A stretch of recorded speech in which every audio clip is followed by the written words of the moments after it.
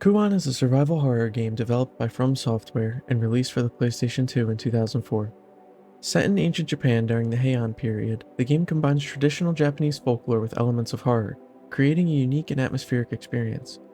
The name Kuon translates roughly to eternity in English, but when different kanji is used, the English spelling changes slightly to Kuon, which translates to Nine Grudges, which has a plot point in the story of the game.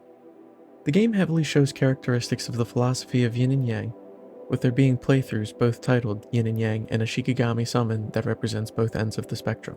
At its core, the game plays very similarly to other survival horrors of the time, with the exception of its weapons. In place of guns are cards or talismans called ofuda, or kamifuda in this case since they're made of paper. These talismans were generally used for protection or finding love and placed around houses, although there are many different types with many different uses. There are two types of cards used in the game. One casts a damaging spell while the other can summon Shikigami, which are conjured spirits that were also brought into folklore during the Heian period. Shikigami were generally summoned by unmyoji, which we'll go into depth about on shortly. In an interview in the game's guidebook with Atsushi Taniguchi, the producer of the game, he states he chose the Heian period because it was an odd period in time where strange beasts and creatures would have been commonplace. The Heian period lasted between the years 794 to 1185, and our game takes place at one of the Fujiwara clan manors. The Fujiwara clan were a group of families that held power during this time. Some members of the clan were court nobles, some governors, some samurai, while some women were married to the royal family and birthed emperors. Essentially, the Fujiwara family ruled from the background during much of this time period. The manor and the members of the Fujiwara family used in this game were fictional, but from the map we can see the Fujiwara family and the imperial court were located somewhere within this area, the Yamato province, which is the present-day Nara prefecture, so we can probably assume the game took place somewhere within or around this area. While the game takes place inside a manor, we only encounter a handful of living humans. Of the 12 or so humans we encounter, 3 are playable characters, and 2 are taken from real-life figures of the Heian period. These 2 are Abe no Saime and Ashiya Doman, both of whom were real-life onmyoji and rivals during the Heian period.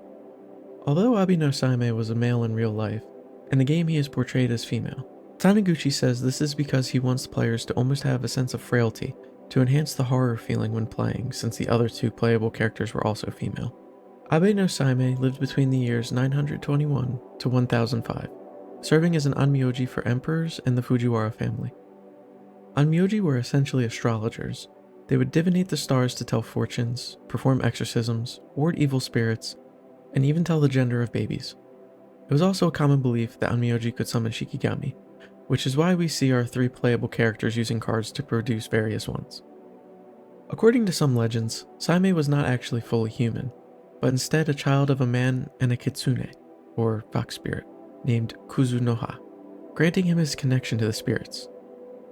It is said that by age 5 he was able to command weaker oni, which are ogres or trolls in Japanese folklore. Shortly after this, he was sent to train with Kamo no Tadayuki, a master in the ways of yin and yang. Not much is known about the upbringing of his rival Doman, other than that he was said to have been born in Kishi village, and present-day Kakagawa. It was also said that he was the evil Doman to the Saime of Justice.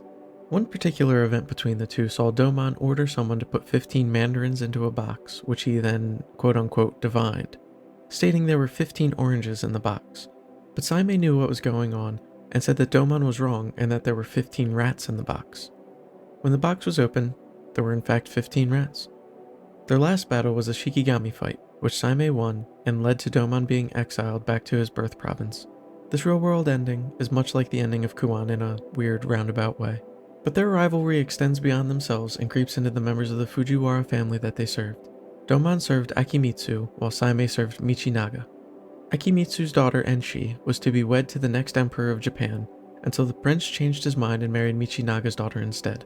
This event led to Enshi falling ill and eventually dying. Akimitsu was devastated by this and told Doman to hex Michinaga, causing all of his daughters to die shortly thereafter. During our time on the manor grounds and surrounding shrines, we encounter many enemies from folklore of the time period. Our first enemy we encounter is a gaki, which is known by all the onmyoji who enter the grounds. They are also known as hungry ghosts, but in this game they are formed from the cocoons that are left in the open and hatch too soon. They are completely ravenous and will try to eat anything they possibly can, which is why at one point it is mentioned that a fresh corpse was used as a distraction to get past one. They're relatively easy to dispatch and serve as our most common enemy seen throughout the game. Our second enemy is just a ghost. Most of the encounters with them are scripted to happen at certain times, but they can also be beckoned if any object falls while running through the halls. They usually attack in pairs, but they're generally weak and only take one hit to get rid of. Our third enemy is an enyo, which translates to likeness of hatred. These blobs of flesh are what happens when a cocoon is unable to produce a gaki because of an incompatible host. One enyo is seen in both the yin and yang playthrough at the same spot, and 3 are seen in the Kuon playthrough. Next we have the Yamabito. These enemies are very akin to zombies, but it's because of a quote-unquote disease going around the manor grounds. They move slower than the Geki do, but have more health. Some of the Onmyoji on the grounds also become Yamabito. These ones are much faster and can use cards to cast spells. There's also the Mizuhiki, which translates to water dragger, which is fitting since they look like a Gaki mixed with an Ichthian. There aren't many of these guys, and they can usually just be run past when encountered. Probably the worst looking enemy is the Adamushi. These are found underneath the temple and look like a mix of a person and the cocoon, which makes sense because they were put inside the wicker chest and didn't end up being a good fit for the spell and became a weird amalgamation of cocoon and human, kinda like the next step in the process of the Enyo. Our last common enemy is the Mashira, which is based on the Hihi, a monkey predator that lives in the mountains. These are rough enemies, but thankfully there wasn't very many of them, but there was a giant boss version of one.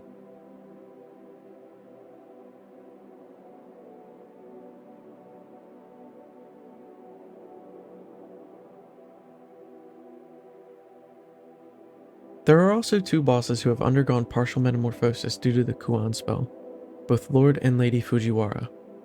The Lord, whose name was Yorichika, was seen in the main menu cinematic being taken and placed in a wicker chest along with spiders, which explains why he's in this weird stance and the way he moves. He's seen creeping around the manor a few times, but not much is explained about him in terms of lore and his story compared to Lady Fujiwara, who has multiple books explaining her time during this whole ordeal. Lady Fujiwara can be seen creeping around the manor too, on rooftops, and I'm pretty sure at one point peeking between 2 statues. It's revealed she went to the temple to isolate with the others because of the sickness going around. 3 days later, she wakes in a wicker chest with a centipede inside. She gets the urge to eat others that only gets worse whenever she hears the twins singing. Eventually, she wakes up in the chest with her cat as well. After being in the temple away from her son for a little over 2 weeks, her son comes to visit, and the last entry her diary has states that she ate him too. When we encounter her in the temple, she consumes one of the Onmyoji we were with. Shortly after, we have to fight her, and when we do, we can see the centipede qualities emerge. During our time on the manor grounds, we can find many different text collectibles that explain what's happening with the mulberry trees and the silkworms. Domon himself has 5 written texts we can collect to learn about the tree, the worms, and their magic. He recounts that the mulberries on the tree are actually the silkworm eggs, and that they can bring back the dead, but to do so, they must merge with humans. Once this has happened 9 times, the spell shall be perfected. He also states that the creepy twins we've been seeing around are the embodiment of the trees themselves, and he must subdue them by using his demon-suppressing spikes. He also says that fire annihilates them immediately, just keep that part in mind. At the end of Domon's books, we learn that doing the ritual 9 times does not actually bring back the dead, but causes the dead to come back as new mulberry trees, stating the spell was intended for silkworms, not humans, to create an embodiment of the tree, like the twins, but not tied to the trees themselves. The game consists of 3 playable phases, the first 2 being the yin and yang phase, and take place at the same time with different characters. These playthroughs can actually be seen as a light and dark or life and death themed playthrough with how the story unfolds for each character. The yin phase sees us take control of Utsuki, who is at the manor grounds to find her father Domon. She arrives with, but is shortly split up from, her sister Korea. Shortly after, she is ambushed by Agaki, the first enemy we see, and is saved by Sakuya, a disciple of her father and the character of the yang phase.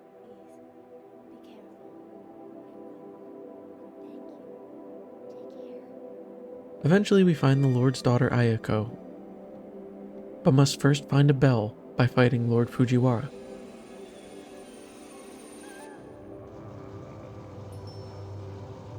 After we get the bell, we can use it to have Ayako open her door.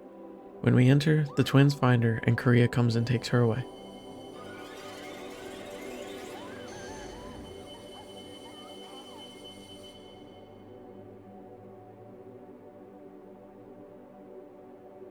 Once we're able to proceed into the temple, we find a passage that leads into an underground area.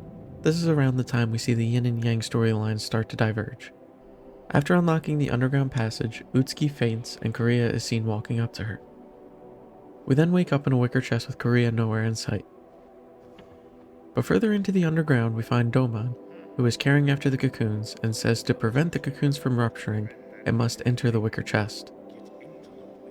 Further along we find two bodies on top of a wicker chest, which kinda look like Utsuki and Korea. The twins show up and tell us if we enter the cocoon, we'll return from where we came from. Utsuki places the two bodies in the chests, and the twins say that they're the ones who originally placed Korea in one before.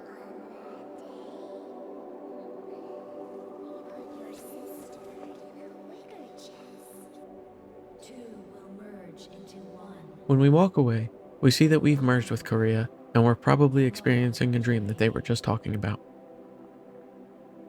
When Utsuki wakes up again, she's in the shrine area. We're led to believe that this area is their home. Here we find all of Korea's diaries. These diaries explain how Korea is actually dead, she fell off a cliff, and eventually comes to blame Utsuki for it. Shortly after falling off the cliff, she wakes up in a wicker chest with not even a scratch on her. After a while, she notices her skin is starting to decay, but the twins tell her to sleep in the chest with the worms, and that when she wakes up, she'll feel better. This happens again, but the twins say to go into the chest with a rat this time. Korea tells her father about the twins, and he explains the ritual to her, but states each time she enters the chest, it must be with a larger sacrifice. Now, according to these diaries, this puts Korea at 4 merges before the game actually starts. After we read Korea's diary, we get a short cutscene of Utsuki or Korea saying that they had no choice. When we read the diary again, it says, "Today I killed Utsuki. Her body will soon merge with mine." When we leave this area, we see the twins telling us to go to the mulberry tree. When the scene ends, we see that one of the twins is actually dead and being dragged around by the living one. When we reach the scorched mulberry tree, we get a cutscene of what actually happened on the cliff between Korea and Utsuki. In it, we can see Utsuki trying to help Korea up, but the twins are behind her and throw the ladder down, causing Korea to fall and ultimately die.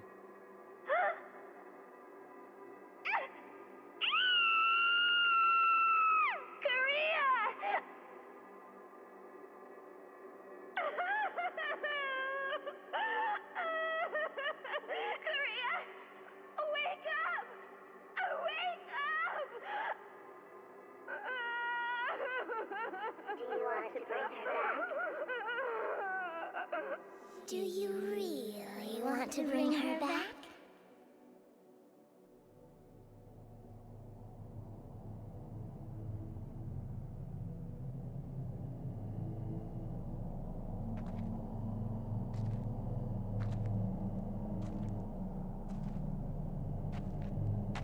On that day, Utsuki killed me. Yes, you pushed me and killed me right here.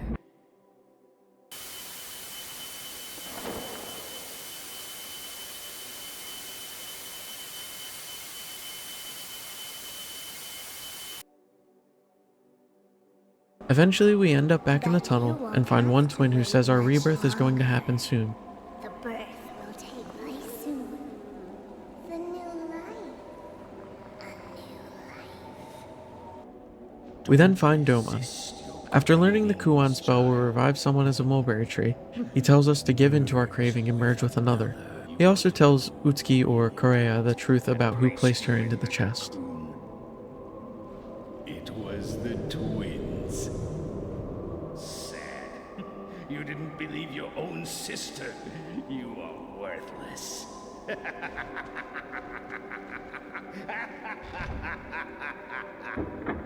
The chapter ends with Utsuki stumbling around saying she must merge with someone.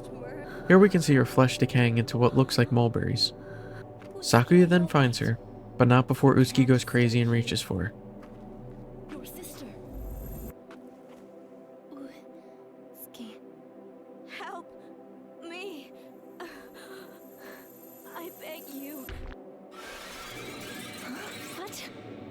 thus ending the yin phase. Now in the yang phase, we see Sakuya start her journey at the manor grounds with other Onmyoji, who are also disciples of Domon.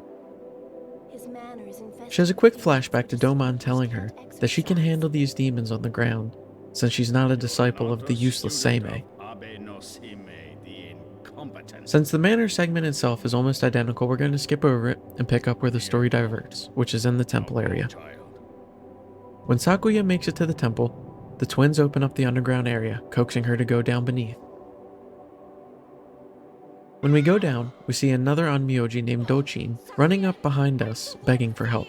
As soon as he reaches us, Lady Fujiwara comes in, snags him up, and takes him away. When we follow and enter back into the temple, we see Lady Fujiwara stuffing Dochin into a wicker chest.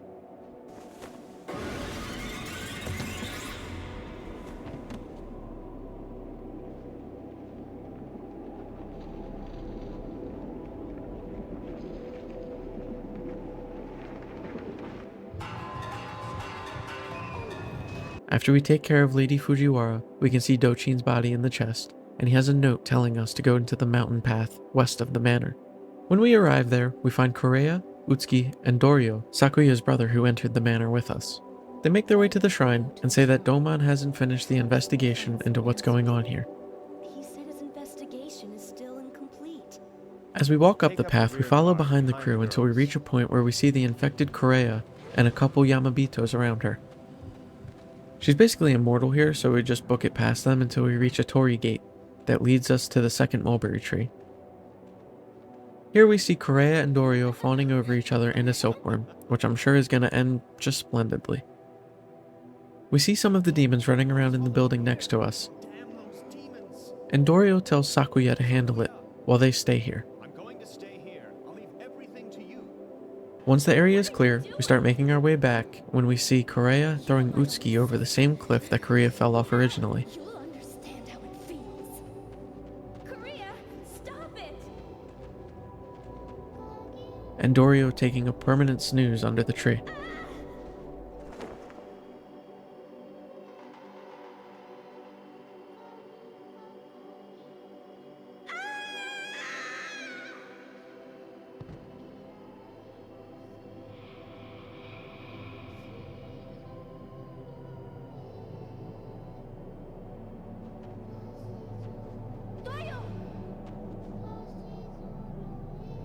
When we return, we see a trail of blood leading to a wicker chest that's hidden away behind a wall. When inspected, a merge of Doryo and Koreya pop out of the chest.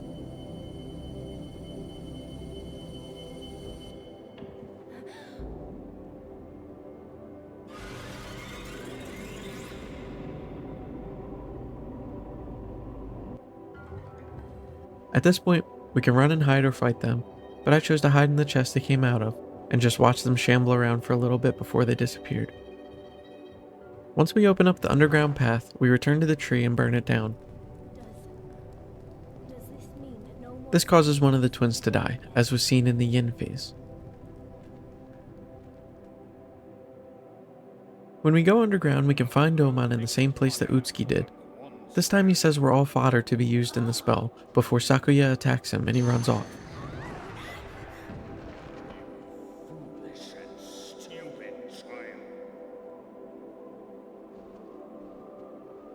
Eventually we find Utsuki and see the same ending play out, but this time from Sakuya's perspective.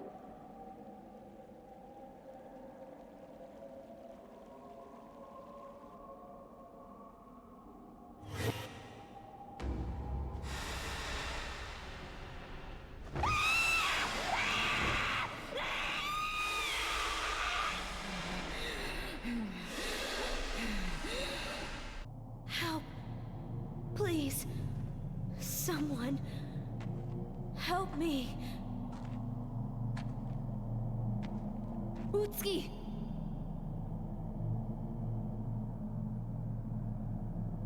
Utsuki, are you alright? You can't stay here. Your sister! Utsuki... Help me! I beg you. What? Don't do that! Utsuki! Thus ending the yang phase. The Kuon phase starts immediately after the end of the yin and yang phase.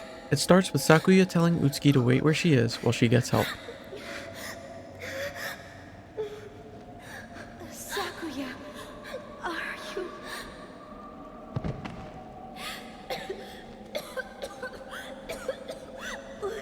Utsuki! Run! Run away from me! Hurry! Utsuki!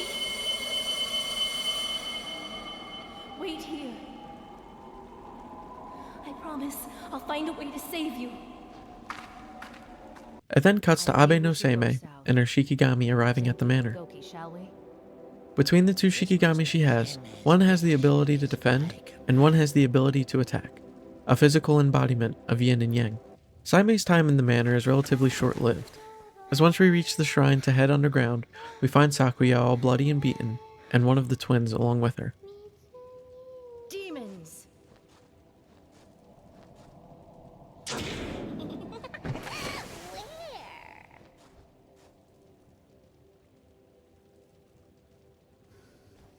To the golden sword. Saimei just tosses the twin aside and goes and drives a spike into the tree before asking Sakuya where Domon is. Or taste the wrath of God and be torn asunder.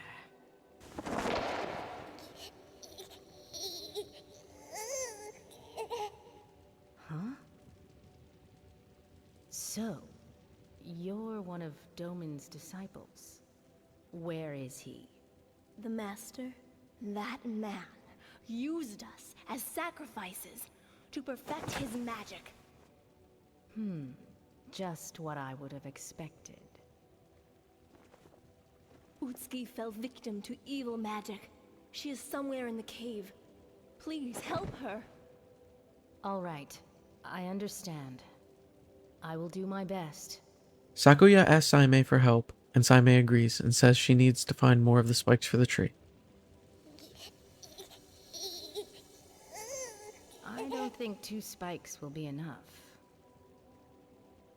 Shortly after we make it to the nursery underground and find all the bodies ablaze and Utsuki with her Saiga Shikigami.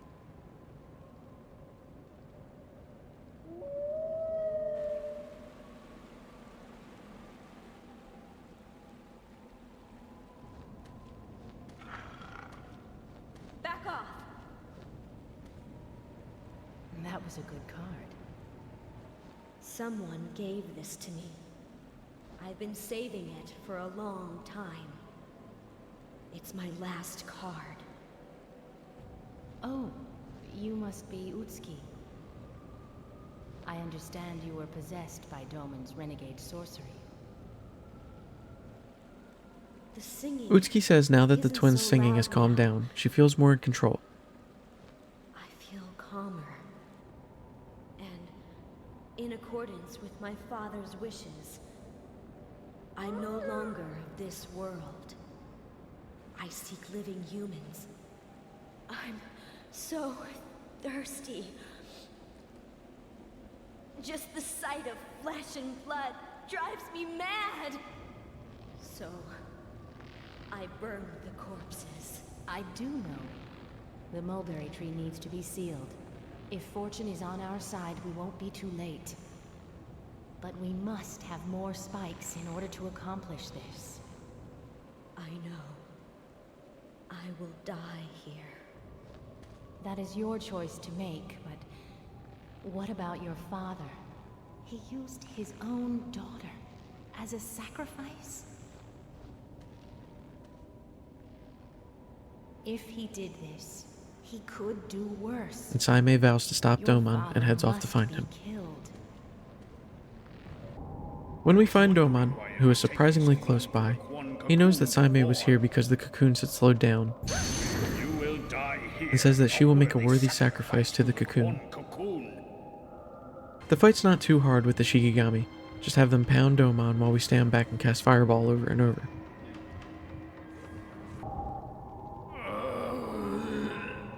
Kuon.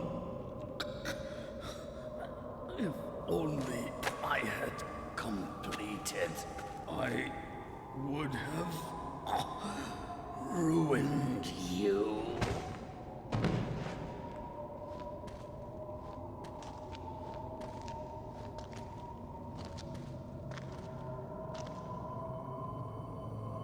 When the fight's over, we see Utsuki standing on the edge of the platform, who isn't doing too hot. Are you?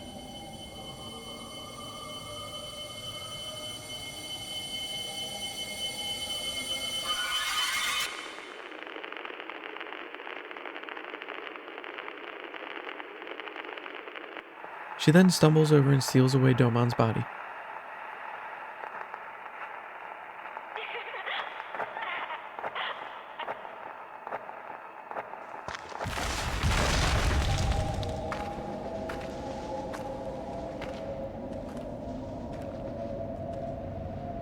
When we follow her, we see the twins singing and Utsuki getting into the wicker chest with Domon's body.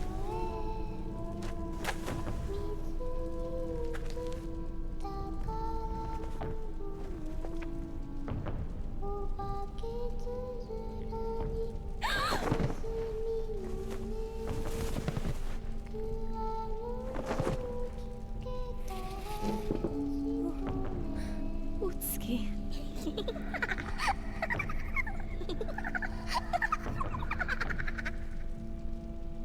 I guess I'm too late. It's over now. A new mulberry tree will spawn. Our beloved child. Be still. Saime drives a spike into the tree to finish off the twin, and Sakuya begs Saime not to kill Now, Utsuki. I'm not going to enjoy this, but I have no choice. Wait, please wait. She hasn't been outside the manor. Her father tricked her and... We can't let her die.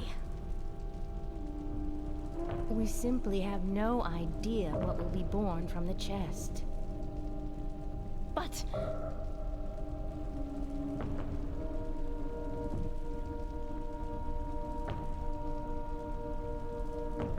You're so stubborn. All right, fine. Hold this. Instead of killing her, Saime gives What is Sakuya it? a handful of demon-suppressing spikes, just in case. This is just to satisfy my curiosity. I'll see you soon.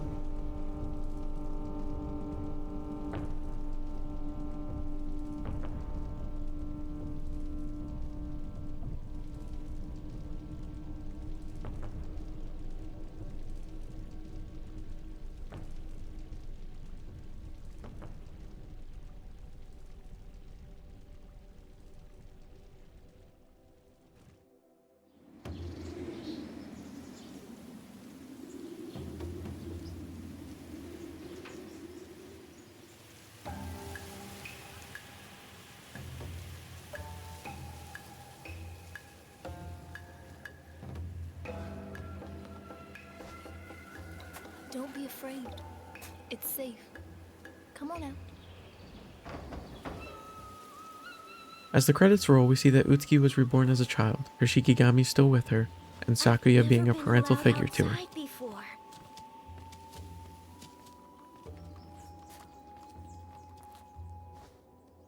This ending leaves a lot to interpretation, but since the sequel to Kuon was never made into a reality, we're left with an open-ended question of Utsuki being reborn as a mulberry tree spirit.